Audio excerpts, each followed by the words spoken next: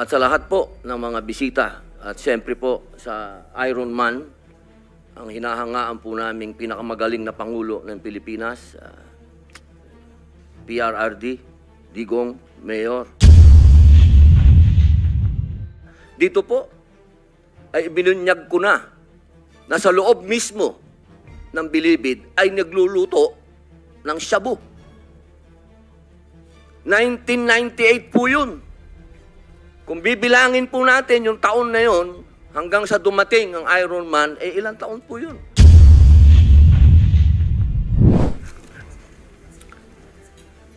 As of the moment, present are the Senate President Pro Tempore, Senator Jinggoy Estrada, and the Majority Leader, Senator Tol Tolentino, the Deputy Minority Leader, Senator Risa Ontiveros. As of the moment. And online, I forgot, online is Senator Cynthia Villar. And we show on the screen also the video feed of Senator Cynthia Villar. So the chairman will now deliver his opening statement. Magandang umaga po sa inyong lahat. Welcome to the first hearing of the subcommittee of the Blue Ribbon Committee, which was given the responsibility of investigating the Philippine War on Illegal Drugs.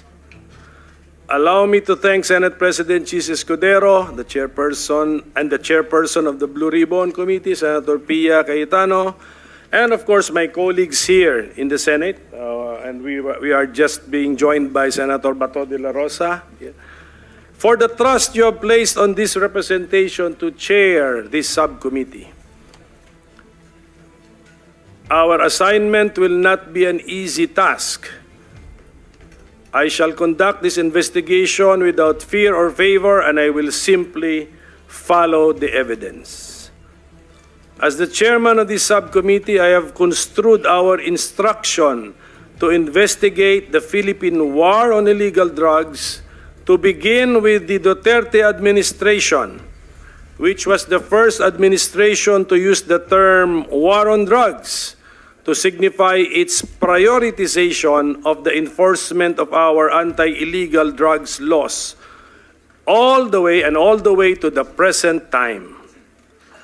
Under our Senate rules, the Blue Ribbon Committee has jurisdiction over matters relating to investigation of malfeasance, misfeasance, and nonfeasance in office by officers and employees of the government. Malfeasance is intentional conduct that is wrongful or unlawful. Nonfeasance is failure to act where there was a duty to act. Misfeasance is conduct that is lawful but harms another person due to carelessness or an accident. Therefore, with the permission of my colleagues, I want to start our investigation by examining first the Duterte administration's enforcement of our anti-illegal drugs laws. How effective was the Duterte administration's war on drugs? Did it follow the law and rules? Was it compliant with the letter of the Constitution as well as with the values and principles contained in our Constitution? I am thankful to the House of Representatives Quadcom because I believe they have saved us a lot of time with the allegations which have been made before them, many of which we can take notice of for being of public knowledge, a la judicial notice. We can take notice of the grievances of people.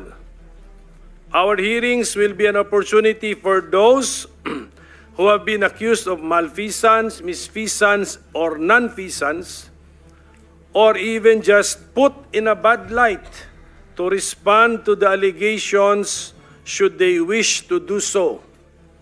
These hearings will also give the senators a chance to find out more about how the Philippines conducts its drug wars, which is a matter of great public interest. Let us remember what the Constitution tells us. Public officers and employees must at all times be accountable to the people. Serve them with utmost responsibility, integrity, loyalty, and efficiency. Act with patriotism and justice, and lead modest lives. The state shall maintain honesty and integrity in the public service and take positive and effective measures against graft and corruption. According to a case by the Supreme Court, it bears to emphasize that public office is a public trust. Thus, public officers are exhorted to, at all times, serve the public with transparent accountability. So, let us all keep an open mind. Let us follow the evidence. With thousands of deaths caused by the Duterte administration's war on drugs, we have caused one death too many. Sobrang dami naman ata niyan para sabihin lamang na nanlaban lahat. We don't even have the death penalty on our statute books. And even assuming that we had this, the state would not have executed more than 6,000 death convicts in 6 years. No state with a conscience would have done this, and this would have merited international condemnation. Let us therefore answer the cries for justice from our people. Let us reform not just the Philippine National Police, but the entire notion of public service. Ang sabi, public office is a public trust. Ano bang ibig sabihin nito? We know that something is terribly wrong somewhere. Together, let us find out what and where. Let us be objective as we analyze our problems. And let us, as much as possible, be scientific or systematic as we determine our solutions and our way out of this difficult situation we find ourselves in. So I say again, let us follow the evidence so we can uncover the truth. We want to know the truth, not only because it can set us free, but also so we can strengthen the rule of law and then heal our land. So we ask for the people's prayers. May the Almighty and all-knowing God guide us in this endeavor. When Senator Joel Villanueva arrives, the chairman is designating him as the vice chairman for this particular hearing. So maraming salamat po sa oras ninyo, and I also now want to acknowledge Senator Bongo, who is present, and Senator Robin Padilla. They have also arrived after the initial list of senators was mentioned. Okay, can I suspend for a few minutes to allow the arrival of former President Rodrigo Roa Duterte? His colleagues in the subcommittee to deliver their opening statements, and we will follow the order of arrival. Should they wish to, okay. Senator Bongo?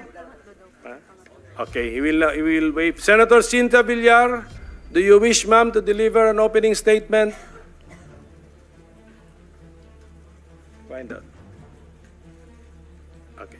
We now proceed to the next person on the list. Senator Bato de la Rosa, if you wish to that is your time, sir. Thank you. Go ahead.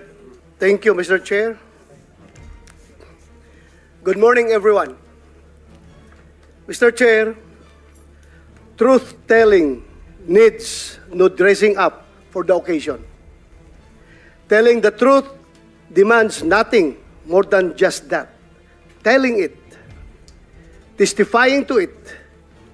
Lying, on the other hand, requires fabrication, intricate, deliberate, elaborate planning.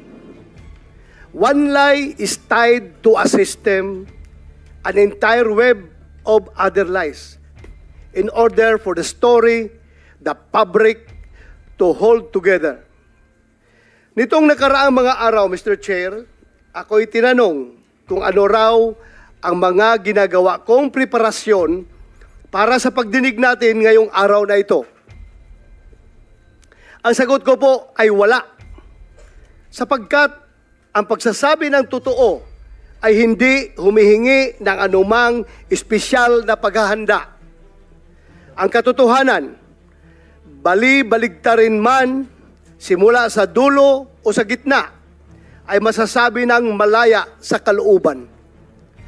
Sasabihin naman ng iba, ganun naman pala, bakit hindi ka nalang umattend doon sa hearing ng House? My position on this too has remained the same.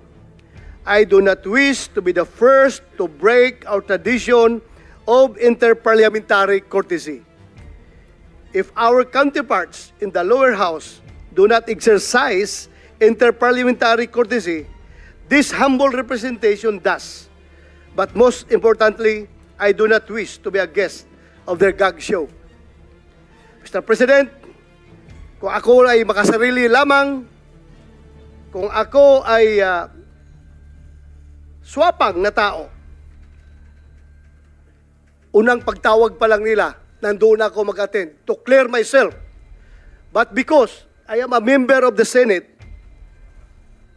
I have to protect the tradition that is being observed by this institution. Kaya hintayin na lang nila, Mr. President, pag hindi na ako senador, I will be there every day. Kung gusto pa nila, doon ako tumira sa kanila. Pero sa ngayon, ako senador pa, please naman, sana respetuhin nila yung ating interparliamentary courtesy. Ayaw kong magiging presidents, Mr. President. Pagdating ng araw, in the future, lahat ng mga senador na mabubwisit sa kakatawag sa kanilang pangalan kapag ang kanilang pangalan ay na-implicate sa investigation na ginagawa ng other house, ay punta na lang ng punta at wala nang magawa na legislation. Kaya po ako naririto ngayon, hindi lamang bilang isang vice chairperson ng committee ito, kundi bilang isang resource person.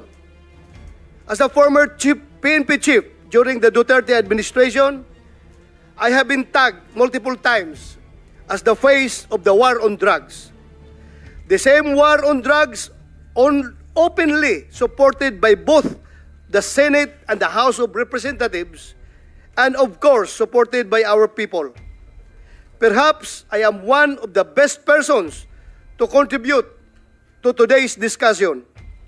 I am here, Mr. Chair, to tell the truth, and as I do so, witness the web of lies come undone, one thread at a time. Today, I say duty calls. My duty to the truth and nothing but the truth. So help me God. Daghang salamat, Mr. Chair. Thank you, Senator De La Rosa. The chairman apologizes for forgetting our tradition here in the Senate that the Senate officers, when they are present, they are given priority in line, Mr. President, ladies and gentlemen. So, let me now recognize our Senate President Pro Tempore, Senator Estrada, if he cares to deliver his opening statement. Thank you, Mr. Chair. Good morning, Mr. Chair, my esteemed colleagues, and to all our resource persons, particularly former President Rodrigo Roa Duterte. First and foremost, I would like to commend this subcommittee for its immediate action to discuss this pressing issue that has shaped our nation's landscape, the Philippine War on Illegal Drugs. The War on Illegal Drugs campaign, which was started to fight the drug problem that jeopardizes our community's safety and well-being, has generated a lot of discussion about its strategies and ramifications. Hindi mapagkakaila na ang inisyatibong ito ay nagpalawak ng kamalayan ng publiko hinggil sa malaking problema sa illegal na droga at sa mga panganib na dulot nito na nagbunsod ng mas mataas na pag-iingat sa ating mga komunidad. Habang kinikilala natin ito at ang pangangailangan na tugunan ang mga krimeng may kaugnayan sa illegal na droga, mahalaga rin na isaalang-alang ang mga karapatang pantao at dignidad ng lahat ng individual na apektado. Let's let's approach this issue with an open mind and a commitment to identifying a policy that genuinely benefits the Filipino people. Maraming salamat po, Mr. Chair. Thank you, Senator Estrada. Next would be our Majority Leader, Senator Tol Tolentino. Thank you, Mr. Chairman. Mr. Chairman, before I proceed with my opening statement, just a point of parliamentary inquiry. Are we now using, because I used to be the chairman of the Blue Ribbon Committee, and we amended the rules last year, August 17, 2023 to be exact. Are we now adopting the amended rules of the Blue Ribbon, Mr. Chairman? To answer the question of the Majority Leader, we are, of course, operating under the new rules of the Blue Ribbon, Mr. President. Thank you, Mr. Chairman. The reason why I asked the question is that because our jurisdiction is embodied in the new set of rules, the purpose of which is to define the limits of our power and how and for what purpose that power is to be used. Having said that, Mr. Chairman, I thank you for adopting the said rules. Gusto ko lamang pong idiin sa mga nakikinig po ngayon, lalong-lalo na po sa mga abogadong naririto, that you should have in your possession, or you must have probably read the rules that I have just mentioned. Otherwise, siguro yung mga kliyente nyo, hindi dapat kayo bayaran ngayon kung hindi nyo nabasa yung rules. No offense to the members of the bar present here, Mr. President. Mr. President, I have been studying meticulously long lines of cases, and it would appear that the morass here, Mr. President, of this Senate hearing's motivation is probably understandable. There is indeed, to the minds of those knowledgeable in law, a seeming conflict between a presumption of regularity as to what this committee will be doing and the presumption of innocence insofar as the rights of those perhaps not yet indicted resource persons present here today. Mr. Chairman, balancing the general public interests as against individual rights is probably the duty of this committee, and that is your job today, Mr. Chairman.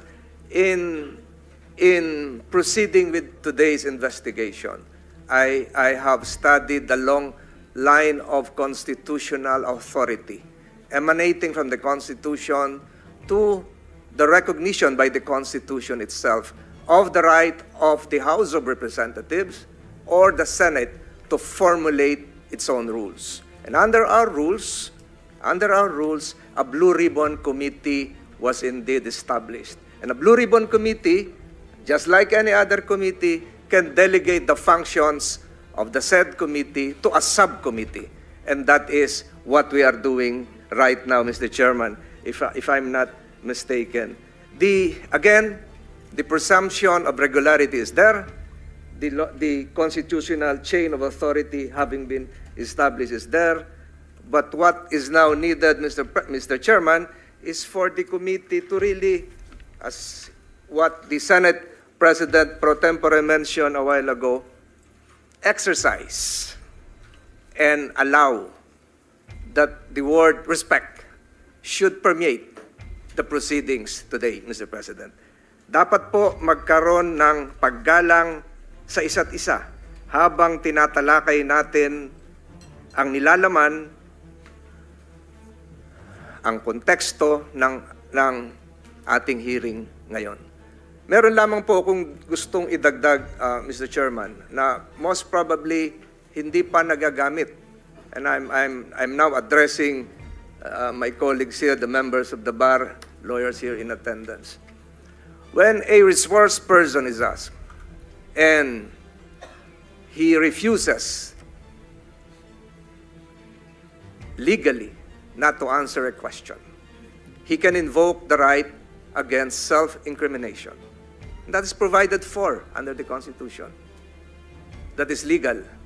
But we have a case, Mr. President, Mr. Chairman, which should now be incorporated under our rules, that before a resource person can be declared cited in contempt, that he or she be given the right to explain why he or she should not be cited in contempt. That was part of the latest Supreme Court dicta in the Ong case. Number two, and this has not yet been raised in all investigations that I have attended ever since. There is a second, and I'm addressing, and I'm I'm now aiding the lawyers here in attendance, that there is a second right that can be invoked by a resource person in refusing to answer a question. And that right would sound something like this: I refuse to answer the question because this is not pertinent to the inquiry under consideration. Mr. Chairman, the word inquiry is part of our rules. That is Section 3, wherein a jurisdictional challenge can be raised. Questions should be pertinent or relevant to the inquiry. That has never been raised, and in a long line of decided cases in other jurisdictions, refusal to answer a question on the said ground has been sustained. Mr. President, I raised that point because first, before I again proceed with my opening statement, pinasasalamatan po natin si Pangulong Duterte sa pagpapaunlak sa imbitasyon ng committee ito, ng subcommittee ito, para ipaliwanag yung mga dapat ipaliwanag. Kinikilala po namin ang inyong karapatan, kinikilala rin po ng committee ito ang karapatan ng lahat na naririto, at dapat po yan igalang. The Senate's power to investigate is not merely a procedural exercise. It is a profound duty that enables us to uncover the truth, foster transparency, and safeguard public trust. Yet, in our pursuit of the truth, we are guided by the unyielding principles of the Bill of Rights, a cornerstone of our democracy that protects the freedoms and dignity of every Filipino. Yun po yung sinabi ko kanina. Mahirap yung trabaho ng chairman dito ng committee ito to balance public interest as against individual rights. The Bill of Rights ensures that even as we seek accountability, no individual rights to due process, protection from self-incrimination, nor presumption of innocence is compromised. These rights are not obstacles to the truth, but essential safeguards that uphold justice and strengthen our commitment to the rule of law. As we carry our investigative duties today, which is a broad information gathering given possible future legislative measures, let us reaffirm that truth can only be pursued within the framework of respect for these fundamental freedoms. By doing so, we not only fulfill our mandate, but honor the democratic principles that protect our people. Maraming salamat po, Senator Pimentel. Maraming salamat sa Blue Ribbon Committee.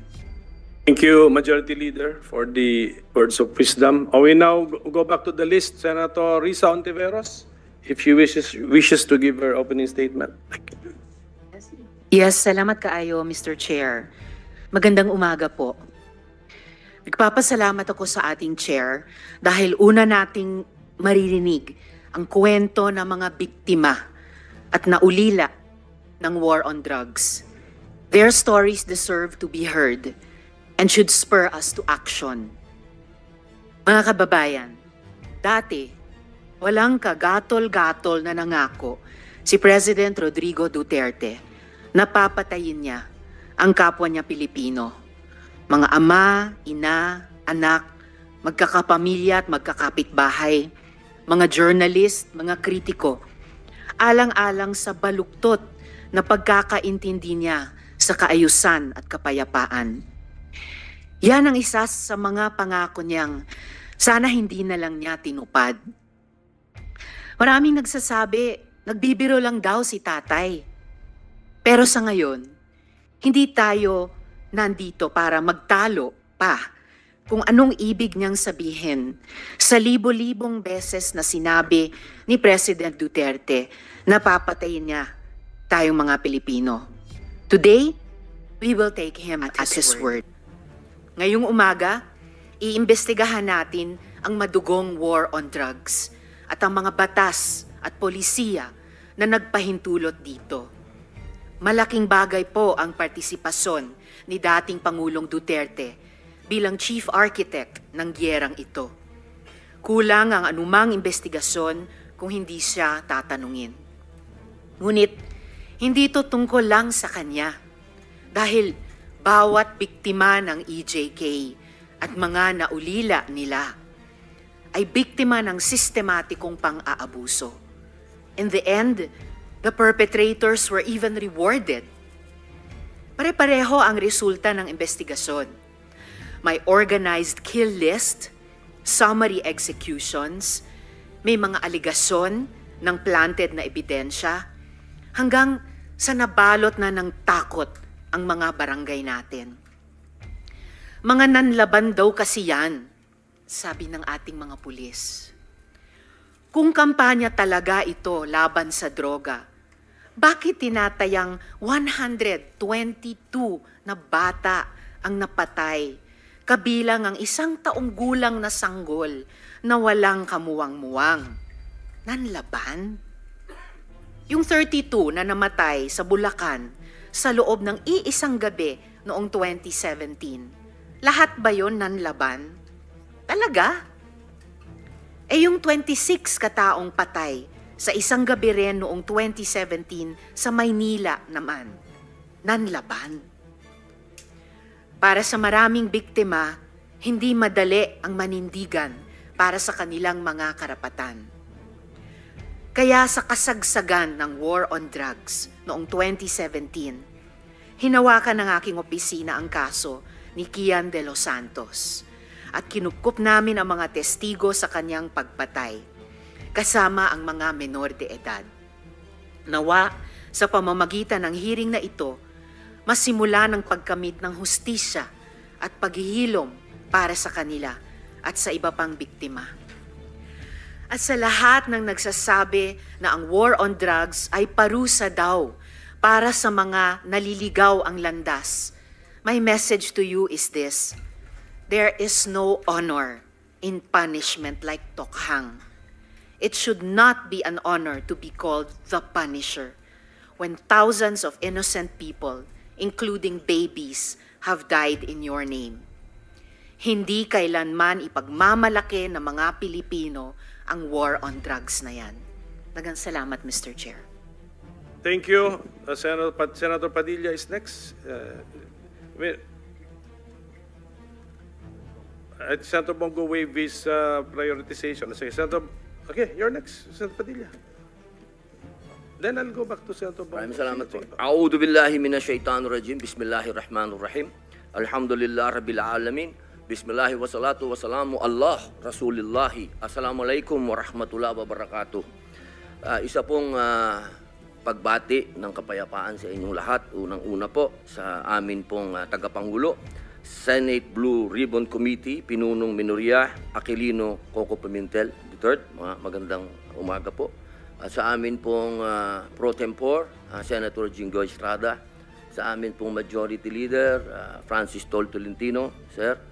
At sa amin pong Deputy Minority Floor Leader, Senator Risa Hontiveros.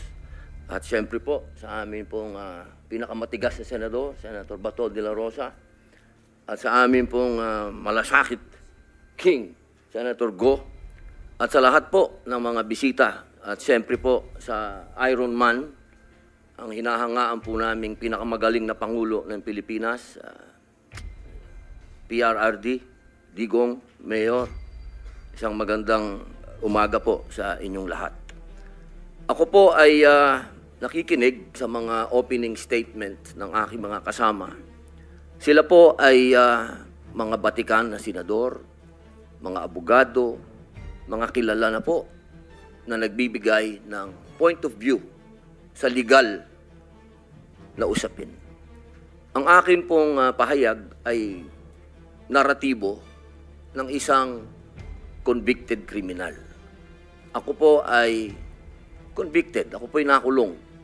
Ako po ay nabuhay kasama ang mga kriminal sa Bilibid. At kilala ko po ang underworld. Siguro po, maaring sa ibang bagay, mas maraming nalalaman ang aking mga kasamang senador, pero pag pinag-usapan po natin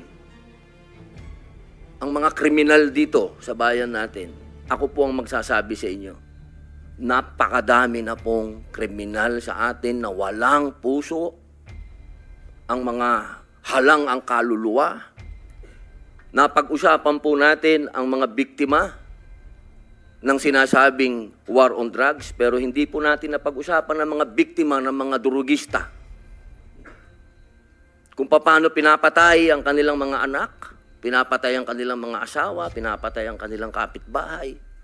Kung paano sinira ng droga ang mga buhay ng mga pamilya ng OFW. Kung paano po sa loob mismo ng Bilibid, kung saan po ako nakulong ng 3 taon at ginawa ko pang pelikula ito. Ang pangalan po ng pelikula, maaari niyo pong panoorin, Hari ng Selda. Dito po ay binunyag ko na sa loob mismo ng Bilibid ay nagluluto ng shabu. 1998 po yun. Kung bibilangin po natin yung taon na yun, hanggang sa dumating ang Iron Man, ilang taon po yun. Ganun po kahaba ang mga panahon na namayani at talagang naghahari ang mga drug pusher sa Bilibid. Alam niyo po, mga mahal kong kababayan, wala po, totoo po. Ang kamatayan ng buhay ng isang tao ay yaan po ay bigay ng Diyos. Yaan po ay kayamanan, yaan po ay regalo sa atin ng Diyos. Pero, mga mahal kong kababayan, ang ating pong bayan ay nasa bingit ng napakalaking kapahamakan. Kung hindi po tatitindig ang ating kapulisan, kung hindi po tatayo ang ating mga law enforcement, tayo po ay tatalunin ng mga sindikatong naghahari na nagluluto na ng mga droga kung saan-saan. Mga mahal kong kababayan, ang datos po ang magsasabi na nung sa panahon ni Pangulong Rodrigo Roa Duterte, masasabi ko na po na natakot ang mga kriminal. Wala pa po siyang ginagawa. Doon lang sa commercial niya na last Christmas yun na to, natakot na ho ang napakaraming kriminal. Natakot na ho ang napakaraming durugista, napakaraming pusher ang nag-surrender. Wala pong nangyayari. Sa salita lang po yun. Mga mahal kong kababayan, kung sisisi natin lahat ang mga namatay dito sa administrasyon ni Rodrigo Roa Duterte, abay nagkakamali po tayo. Alamin po natin kung ano ang drug underworld, kung ano ang mga drug syndicates. Ako na po ang nagsasabi sa inyo, regular na po ito tuwing magpapalit ang administrasyon, naglilinis ang mga sindikato. Magkakaroon talaga ng maraming mamamatay dahil naglilinis. Para pagpasok ng bagong administrasyon, yung kanilang mga alagang, mga kriminal, mga alagang, mga pusher, mga tapos na. Sana po, sa usapin na ito, maging realistic po tayo, mga mahal kong kababayan. Kung kailan ba natin na ibalik sa mga kababayan natin ang kalsada. Nung panahon na yon, nagiinuman sa tabi, nakahubad, ang mga babae hindi makapaglakad, hindi ka makapaglakad ng may cellphone ka, aagawin ng cellphone mo, loob ng bahay mo, papasukin ka. Mga kababayan naman, huwag naman nating haluan ng politika ito. May mga bagay dito sa mundo na kailangan maging realidad tayo. Buong mundo, problema ang droga. Kung walang tatayo para lumaban dito, paano na ang kinabukasan ng mga anak natin? Paano na ang kinabukasan ng bayan natin? Kaya sana po ang inihiling ko sa lahat dito sa pagdinig na ito, iwasan ng politika at tingnan po natin kung saan talaga tayo tutungo ang bayan natin. Mga kababayan, lubog na po tayo sa utang, lubog pa tayo sa tubig, pati ba naman sa ganito, lubog pa rin tayo. Yun lamang po, maraming salamat po.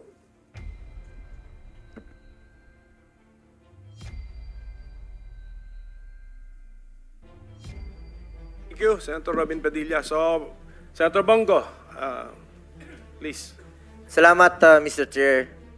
Good day to all my esteemed colleagues and to all resource persons present here today. Allow me to begin by expressing my deepest condolences to the families of the victims of Typhoon Christine as well as those who lost their properties and livelihood. Please know that your Senate will be working extra hard to address your pressing concerns. Marami tayong gustong imbestigahan at bigyan ng pansin lalo na po sa pangangailangan po ng mga nasalanta. Rest assured that your senators will do so at the proper forum. In the meantime, we are here to discuss another pressing issue that concerns not only the previous administration but the future of our nation. Gusto ko pong lumabas na ang katotohanan para makafocus na po tayo sa pagserbisyo po sa ating mga kababayan. Lalo na ngayon, marami pong nasalanta na nangangailangan po ng tulong at ang daming naghihirap. With this, let me emphasize that everything I will say here will be on my oath as a senator. To be clear, my presence here is not only as a member of this committee but also as a resource person kung kinakailangan para maliwanagan tayong lahat. Andito tayo para malaman ang totoo. Nais nating lumabas ang katotohanan. After all, there is only one truth, and it can stand for itself, and there is no need to defend it.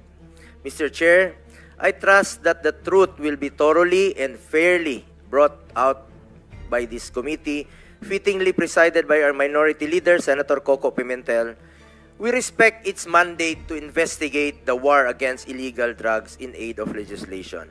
In fact, I filed a resolution to investigate the war on drugs dahil gusto nating malaman ang totoo.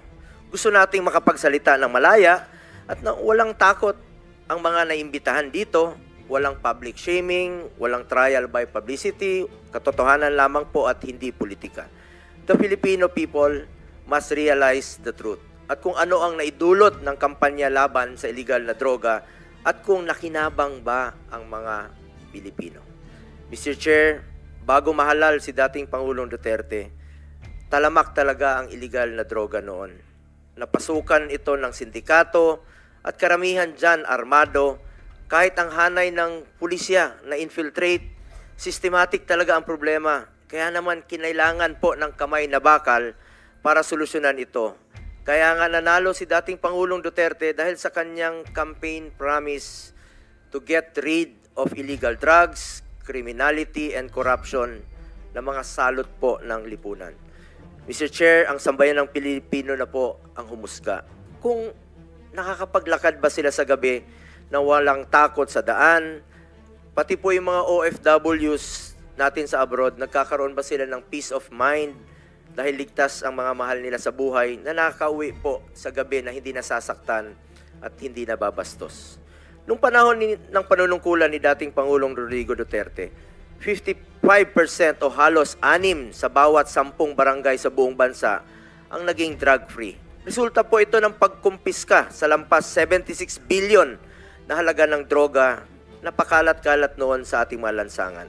Base rin po sa datos, 79% o halos 8 sa bawat 10 Pilipino ang sumusuporta sa kampanya laban sa illegal na droga. Sa unang 5 taon naman ni Pangulong Duterte sa pwesto, mahigit 70% ang ibinaba ng crime rate sa buong bansa.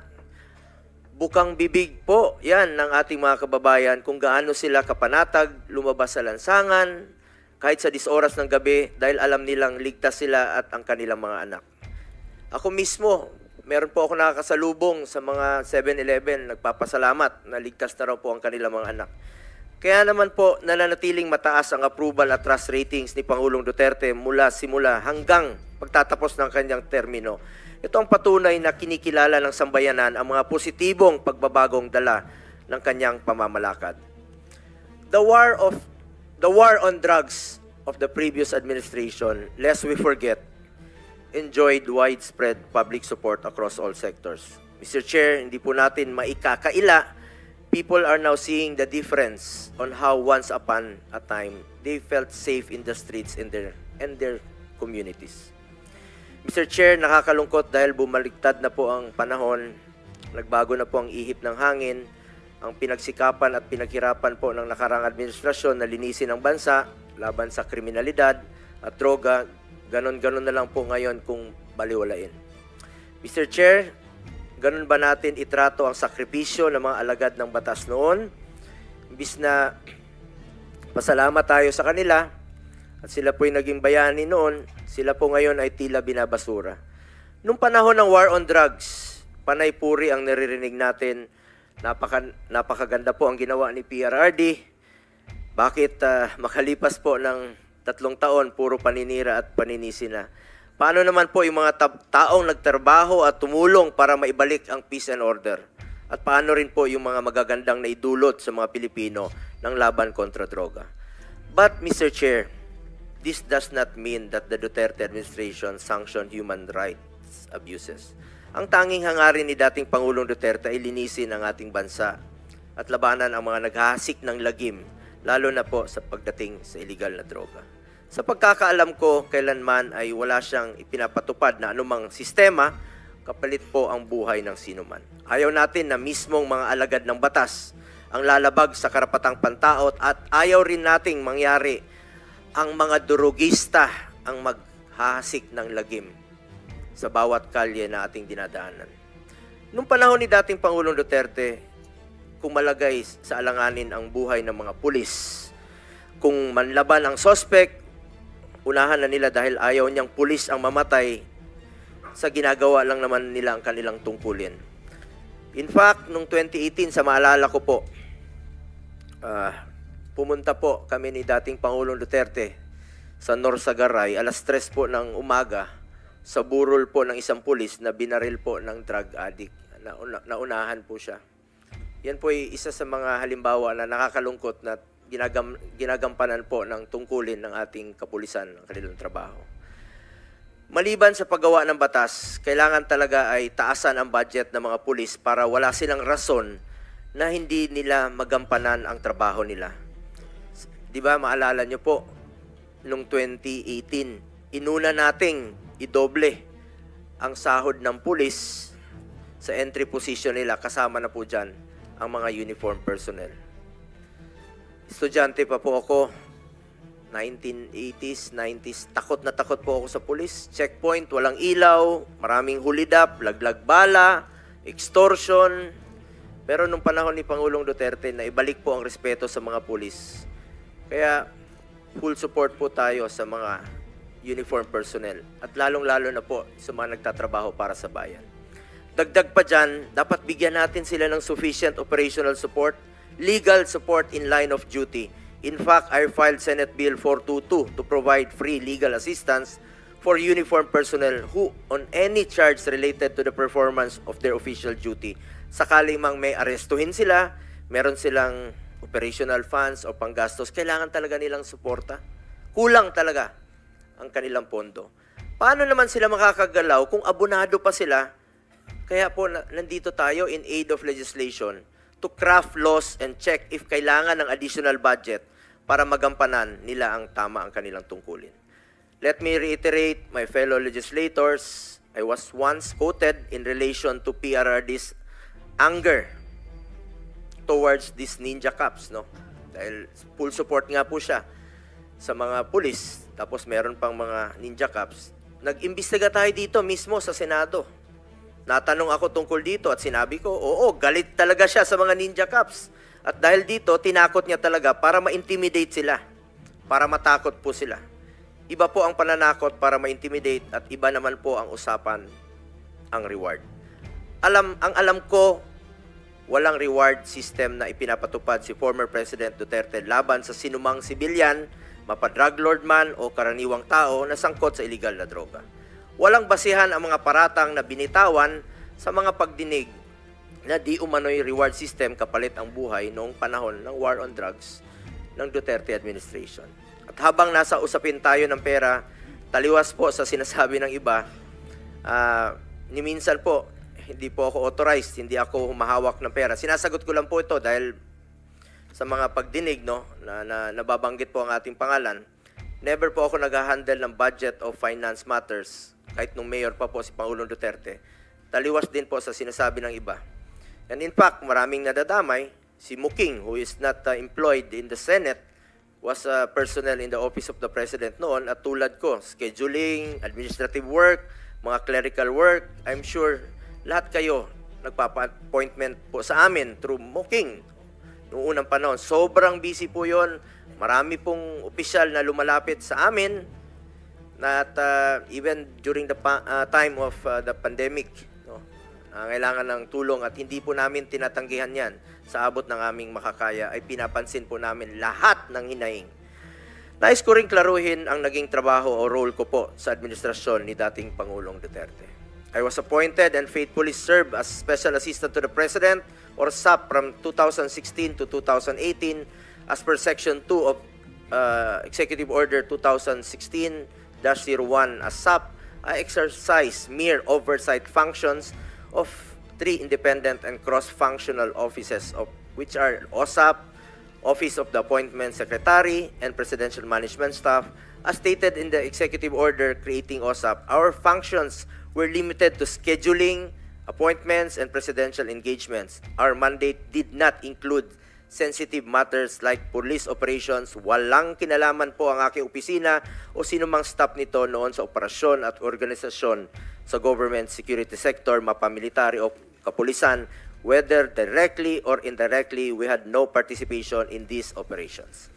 In 2018, I left the executive branch when I resigned in order to run for and eventually be elected as senator in 2019 as a legislator and chairman of the Committee on Health during the time of COVID-19 pandemic. I supported and coordinated closely with the executive branch to be able to formulate policies and legislation that would improve our response to the pandemic. We passed Republic Act 11469 or the Bayanihan to Heal as one law, Republic Act 11494 or the Bayanihan to Recover as one law, and Republic Act 11712 or the Public Health Emergency Benefits and Allowances for Healthcare Workers Act, among others. Beyond my mandate as a senator, nangako po ako kay Pangulong Duterte na hindi ko po siya iwanan at lalay pa rin po ako sa kanya sa pangangailangan niya po in my own personal capacity. Kaya naman po, sinasamahan ko siya at kadalasan po ay sa personal ko po itong kapasidad at lalong-lalo na po sa kanyang mga pangangailangan medical, lalo na po na tumatanda na siya, kakaedad na po si Pangulong Duterte at pangako ko sa kanya noon at hanggang ngayon ay hindi ko po siya pababayaan. I am one of the most accommodating persons. Alam niyo po yan. Bukas po ang aking opisina, kahit alas 12 ng gabi, pwede kayong tumawag sa akin. Karamihan po sa inyo, maging mga kasamahan natin sa lower house, ako po ang nakasanayang tawagan kung may gusto po silang iparating kay Pangulong Duterte, kahit senador na po ako. Invitation sa birthday, at lahat ng mga reklamo, pinapakinggan ko po yan. Siyempre, hindi ko naman alam ang lahat ng sagot sa mga reklamo. Kahit si former President Duterte, hindi niya rin po lahat alam sa lahat sa dami po ng kanyang ginagawa. Kaya naman kung may mga gustong magpa-verify ng mga information, maraming reklamo, scammers, manluloko, extortionists, we refer it to CIDG, NBI, doon tayo tumatawag para malaman ang information. Ito siguro ang tinutukoy ng mga ilang opisyal, no? Including Police Colonel Leonardo na sisikapin nating sisiyatin, no? Dahil sa amin talaga lumalapit at humihingi ng tulong. Kahit nung nasa Office of the President pa ako, kapag may concerns or reports that are confidential in nature, pinapasa ko po yan sa kinauukulang ahensya. All reports na directed kay President Duterte, siya lang po ang pwedeng magbasa, classified information, or documents ang tawag dyan. Ngayon, nandito po tayo para malaman kung may naging pang-aabuso ba sa hanay ng kapulisan at nagamit ba ito sa pansariling interest. With this information, we can then craft the necessary legislation to better serve our countrymen. As chairman of the Committee on Health and Demography and vice chairperson of the Committee on Public Order and Dangerous Drugs, we want to find ways to improve our continuing fight against illegal drugs through the creation of meaningful policies. As we know, the drug menace is also a health issue. Drug dependents should be treated as victims in dire need of medical, psychological, and spiritual help. with a chance of being successfully reintegrated into society as healthy and productive citizens. Para itong sakit sa lipunan na ayaw nating kumalat. Kagaya ng kahit anumang sakit, importante po dito ang prevention at early detection. Maghanap po tayo ng paraan para hindi lumala at hindi malulong ang ating mga kababayan dito. Tulungan nating gumaling at magbagong buhay ang mga nalulong sa droga. The past administration had shown equal concern for the rehabilitation and reintegration of drug dependents by directing executive branch of the government to support the establishment of drug abuse treatment and rehabilitation centers. Meron pong mga rehabilitation centers na ipinatayo, umpisa pa lang po ng administrasyon ni dating Pangulong Duterte. Kasama na po dyan ang sa Bukidnon, malaking tulong po si Senator Mig Zubiri dyan, Nueva Ecija, and Las Piñas. Kaya lang po, sa kalagitnaan, hindi na po nagamit itong mga rehabilitation centers sa Nueva Ecija. Kalahati lang po ang na-occupy. Ang war on drugs ay dapat whole of government, whole of nation approach, kaya may rehabilitation at reintegration. In fact, former President Duterte issued Executive Order Number 4 creating an interagency task force for the establishment and support of drug abuse treatment and rehabilitation centers. We saw the biggest voluntary surrender of more than 1 million drug users and personalities, which is a feat that has never been seen in the country's history. Ang dami pong sumurrender nun kay then GPNP. 1.6 million po ang sumurrender. First 6 months po ito. Kulang na kulang nga po yung mga lugar, no, kung saan sila magsusurrender. Nagkulang po ang mga preso dahil sa dami po ng nagsurrender. Nagsurrender po sila dahil sa paniniwala nila na seryoso po ang war against drugs ni Pangulong Duterte. Bilang mambabatas, trabaho natin na suriin ang mga pulisiya laban sa droga noon at ngayon, at makagawa ng mga bagong batas na kinakailangan upang maisulong ang drug abuse prevention, mapagtibay ang law enforcement, masagip ang mga nabibiktima upang magbagong buhay, at mapalakas ang rehabilitation efforts. Bigyan po natin sila ng pagkakataon na magbagong buhay po. For my part, as early as 2019, I already filed a bill, Senate Bill 428, which would establish drug abuse treatment and rehabilitation centers in every province. I also filed Senate Bill 2115 to have vocational and livelihood programs for rehabilitated drug dependents. Bilang chairman po ng Committee on Health, Sports, and Youth, naniniwala po ko na isang health concern po na maaring matugunan sa pamamagitan ng maayos na rehabilitation at maging sa pag-promote sa sports. Hanggang ngayon po, sa kakaikot ko po sa buong Pilipinas, isa rin po ako sa author at co-sponsor ng National Academy of Sports. Iniinganyo ko talaga mga kabataan to get into sports, stay away from drugs, to keep us healthy and fit. This approach is also in line with the thrust of this administration that attention must be also directed towards the rehabilitation and recovery of victims. Apart from the accessibility of facilities, ito po ay napaka-importante. Sana po ay magtulungan tayo dito. We also have to look into the process to be admitted to these centers. Currently, a commitment order from the court is required to be admitted to rehab centers. Marami pong mga drug user ang gustong magpa-rehab, pero napakahaba po ng proseso. Kaya kadalasan, naisip nila na wag na lang magpa-rehab. Ang resulta, try to heal on their own. Walang intervention, bahala na. Kailangan nating ayusin ito dahil time is of the essence sa mga gustong magbagong buhay.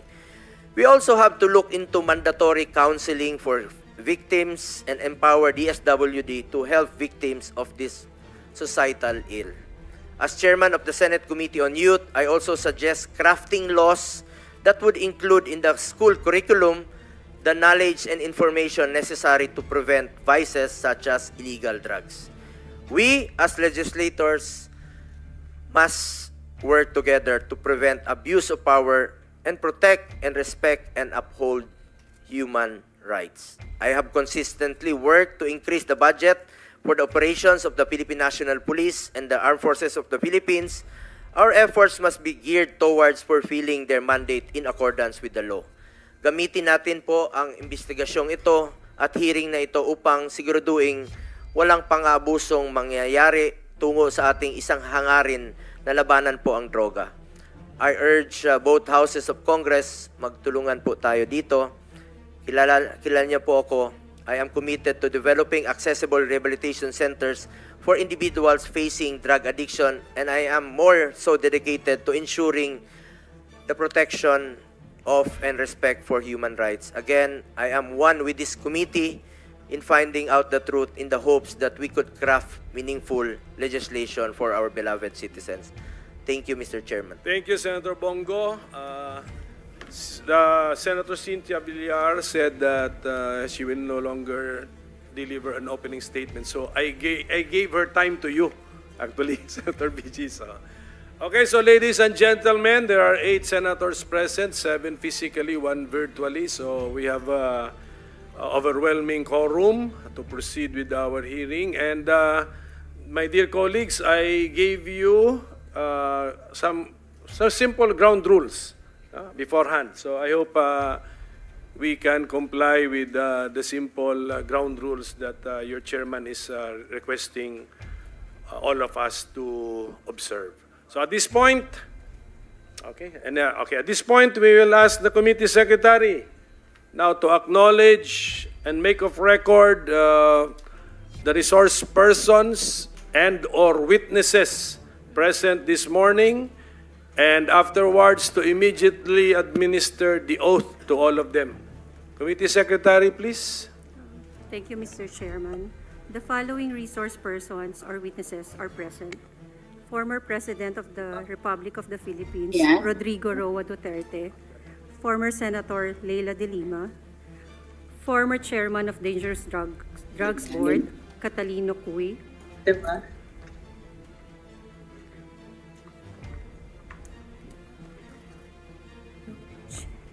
Chief of Hospital, DOH Drug Abuse Treatment and Rehabilitation Centers, Dr. Jose Liabres. From DSWD, Kevin Bumagat. Chairperson of Commission on Human Rights, Attorney Richard Palpal Latok. Retired General Romeo Karamat Jr., Inspector General of Internal Affairs Service, Attorney Brigido De Jesus Dulay. Lieutenant Colonel Jovi Espinido. From Davao City Police Office, Colonel Lito Patay. From PNP Drug Enforcement Group, Colonel Hector Grijaldo. Also present is Major Emil Garcia.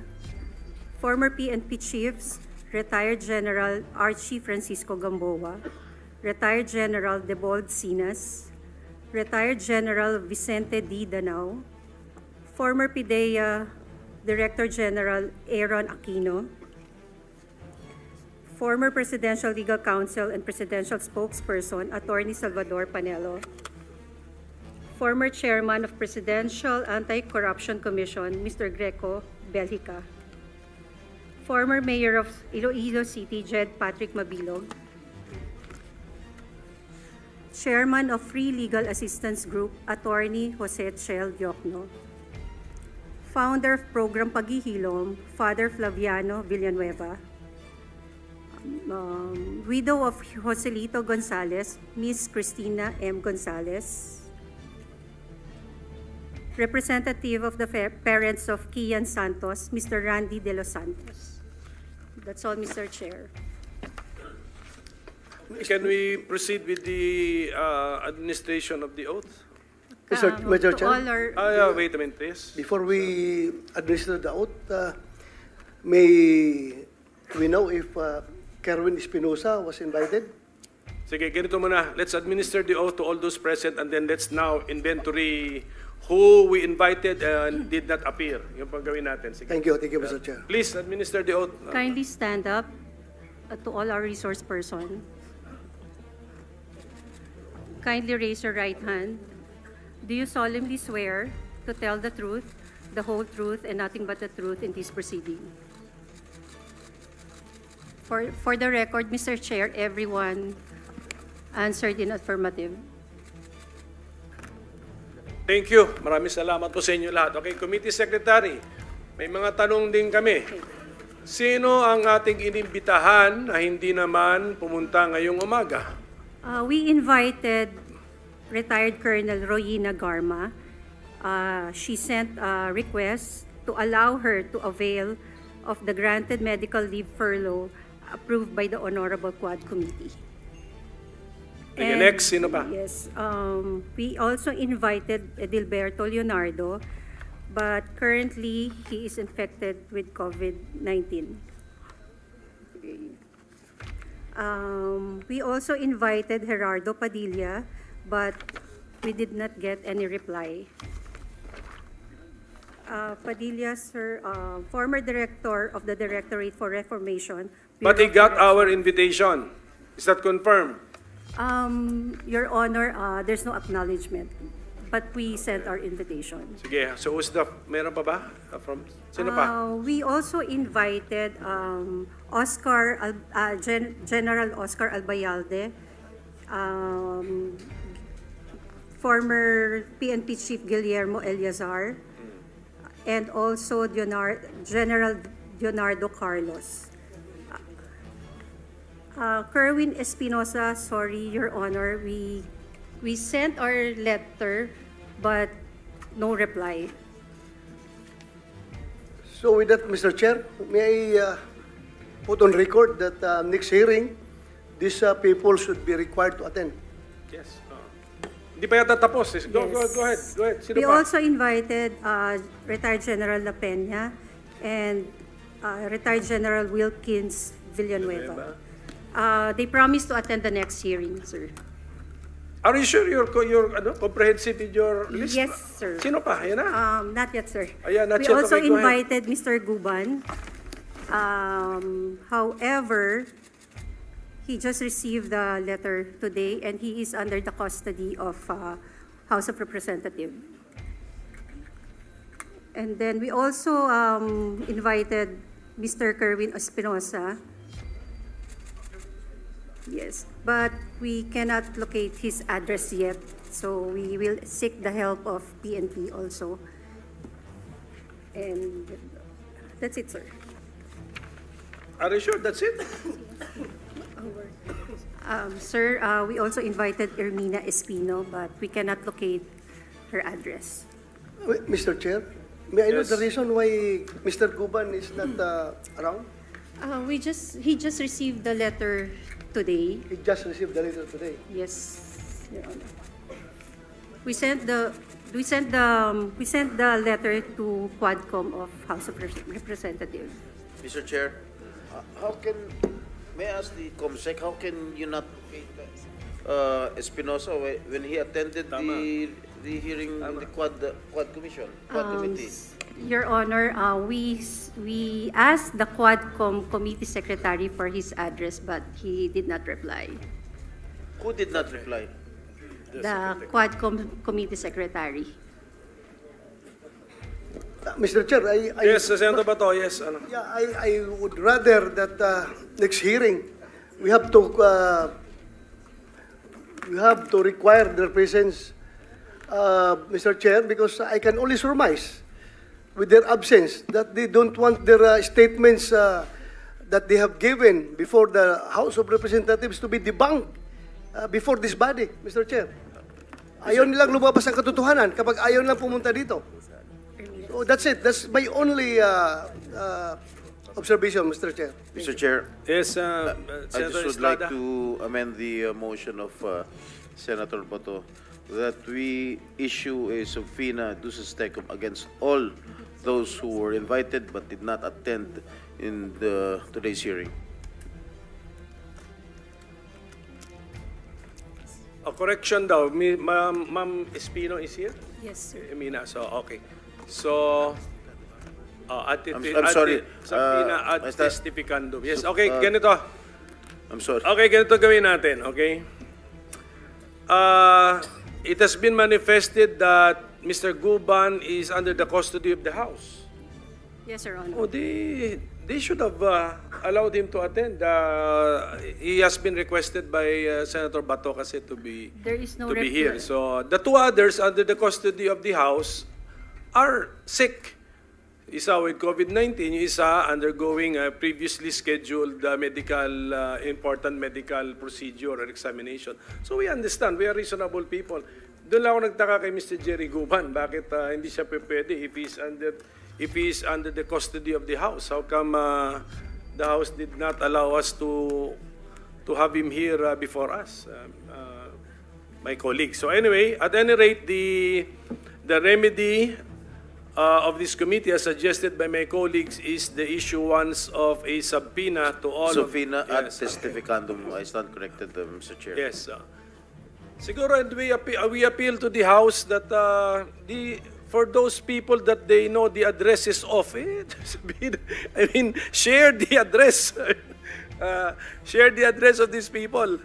And then, of course, the committee will also exert utmost efforts to find these people and get their addresses. So, ganun na muna. In the meantime, my dear colleagues, ganun, we issue a subpoena to all those in the original list of invitees We will na comply, hindi Your Honor. pumunta ngayon, o even those with excuse letters, subpoena ang susunod na issue. Okay? We will comply, Your Honor. Mr. Chair, may I know what would be the next move that this body is going to take if after we have given them, issued them a subpoena, still, they will not be allowed by the House, since the House is having custody over their living body.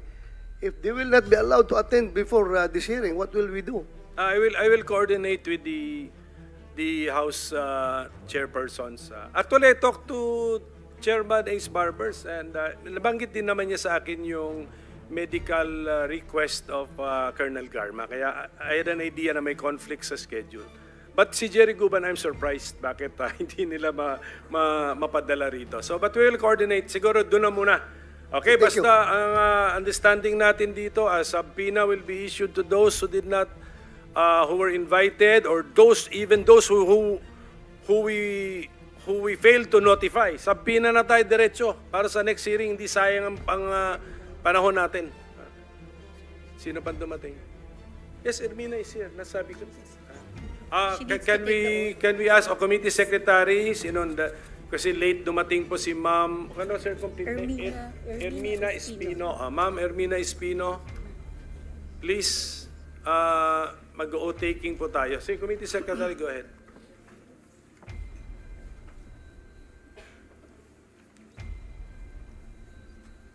And Mr. Chair, may I move that in the next hearing, we include in the subpoena one attorney Enrico Rigor, from the anti-illegal drugs group of Camp Crami. Please, committee secretary. Pero in fairness to Mr. Rigor, no, he was not invited for today's hearing. Pero diretso na tayo sa subpoena. And also, Mr. Chair, another one to be invited is Sino pa? Sige po. Pwede na submit in writing. Pwede naman submit in writing kasi especially kasi new names po yan sila. Okay? I forget, I remember the name. Rooney Dayan. Rooney Dayan. Rooney Dayan, the former driver of Senator De Lima, Mr. Chair. Okay. We'll invite. I don't know kung nakakulong, basta we have to We will ask find out the questions. personal circumstances, the present personal circumstances of Mr. Dayan. Sige, can we Yes, now? thank you, Mr. Chair, before that, since this hearing will entail a lot of time, siguro pwede na i-coordinate ng ating committee na pakuha na ito si Guban dun sa House of Representatives kung pwede. Suggestion of our Senate President Pro Tempore, let's exert effort to coordinate with the House. Basta dito pa morningan, so ang hearing natin, we have to observe some kind of a discipline, make good use of our time. Try to suspend our hearing by 3 or 4 p.m. this afternoon. Mr. Chair. Madam Chair, Hey, can we finish with Espino? Baka malimutan pa natin. Let's Ms. administer Espino. the oath to this one person late arrival. Ms. Ermina Espino, kindly raise your right hand. Do you solemnly swear to tell the truth and nothing but the truth in this proceeding? Senator Risa Ontiveros. Yes, Mr. Chair. Pwede rin po bang maimbita sa next hearing ang DOJ Secretary Remulla at yung current chief ng PNP IAS? And Chief of PNP IAS, Attorney Dodo Dulay is here. And he's here. And ready siya. I Salamat, think he's Mr. ready. He Chair. also took his oath. Salamat, Chief. And then si Secretary Remulla na lamang po. Secretary Remulla Salamat will kayo, be Mr. sent an Chair. invitation letter. Majority Leader. Thank you, Mr. Chairman. A while ago, you answered in the affirmative that we are now adopting the new rules. Perhaps, Mr. Chairman, to expedite the proceedings, when we invite witnesses or resource persons, we should likewise ask for their sworn statements in advance. Yes, we did, but some were not able to comply. So depende na yung mamaya if given our liberality, we will allow them to give us the gist of what they know. Okay, so, tapos na. Preliminary matters, tapos na po. So, given the nature of our committee, this is a subcommittee of the Blue Ribbon. So, the chair decides to hear first families or persons who claim to have been victims of this Philippine war on illegal drugs. Mr. Chairman. Okay, victim families. Yes, Mr. Chairman, would it be more prudent if, since we have the former president here, to give him the chance to have an opening statement? Yes, he will. Once he's recognized, the former president can give his opening statement. But can we hear first? Because the nature of our subcommittee, ladies and gentlemen, this is a broom. Ano tawag mo doon? Blue ribbon. So this is about malfeasance, misfeasance, non-feasance. Ano muna natin, let's introduce into our records first. What are the complaints, grievances, or observations or criticisms on the Philippine war on illegal drugs? Yun muna. And then we will now ask the former president as the president who declared the war on drugs to now to deliver his statement and his testimony, Mr. President. That's the idea, given the nature of our committee.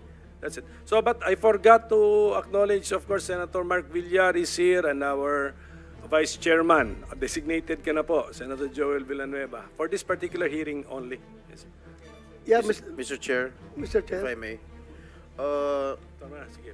Yes. With all due respect, Mr. Chair, it has been a tradition during all committee hearings that we give courtesy to our resource persons to have their opening statement. So, Mr. President, Mr. Chair, I move that we give our resource persons their opportunity to give their opening statements if they have any, Mr. Chair. And Mr. Chair, Yes, go ahead. Go ahead, Senator if Bato. we add to the motion of Senator Jinggoy, if it is a motion, if you look at the former president, he's already sleepy, Mr. President, Mr. Chairman.